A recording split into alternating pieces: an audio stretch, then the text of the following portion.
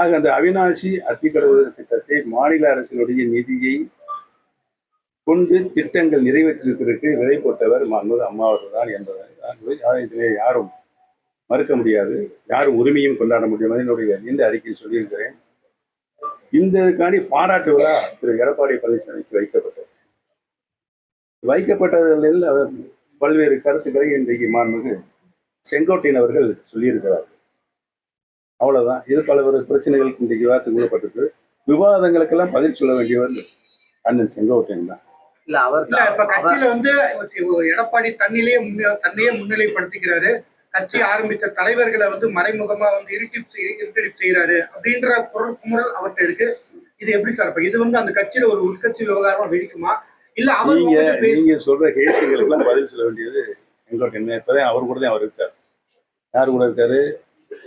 எடப்பாடி பழனிசாமி கூட அண்ணன் இருக்காங்க. இன்றைக்கு இருக்கின்ற அதிமுக தலைவர்களே மூத்த நிர்வாகி, மூத்த தலைவர் அண்ணன் செங்கோட்டையன் தான்.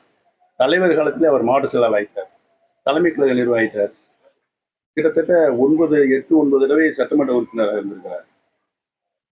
நானும் அவரும் இணைந்து புரட்சி தலைவி அம்மா அவர்கள் முதலமைச்சராக இருக்கும்போது உங்களுக்கு அந்த இணைந்து செயல்பட்டு எங்க 2 பேருக்கு அம்மா சொல்லுவாங்க. கோயம்புத்தூர் மாநாடு, திருச்சி மாநாடு, மதுரை மாநாடு நாங்கள் தான் முன்னின்றி நடத்தினோம். மாண்புமிகு அம்மாவுடைய ஆலோசனை பெற்று 39 இடங்கள் போட்டியிட்டு 38 இடங்கள் அம்மா ஜெயிச்சாங்கள பார்லிமெண்ட்ல. அப்போ அந்த 39 நாடாளுமன்ற இடங்களுக்கும் நாங்கள் 2 பேர் தான் சென்றோம். அந்த எந்தெந்த இடங்களில் தேர்தல் பிரச்சாரங்கள் கூட்டம் நடைபெறும் என்று அளந்து பிடிச்சி அளந்து அம்மாவுக்கு ஸ்டேஜ் எல்லாம் எப்படி போடுறது நாங்கள் 2 பேரும் முடிவு பண்ணோம். இதை யாராலும் மறுக்க முடியாது. அவரோட தலைமையில ஒரு அணி உருவாகுமா அப்படிங்கிற மாதிரியான கொஸ்டின் எழுதுறதான் கேட்கறாங்க. அதுக்கான வாய்ப்பு இருக்கா? நீங்க அவரோட பேசுறீங்களா அப்படிங்கிறதா? அவரோட குழு அது நேரத்தை சொல்லியிருக்காரு. நீங்க அது அவர்தான் கேட்கறாங்க. என்னுடைய இது புரட்சி தலைவர் உருவாக்கின இயக்கம், அவர் சட்ட விதி, அதிமுகவுடைய சட்ட விதிப்படிதான் அவர் நடந்துட்டு வந்தார். புரட்சி தலைவர் நடந்துட்டு வந்தார்.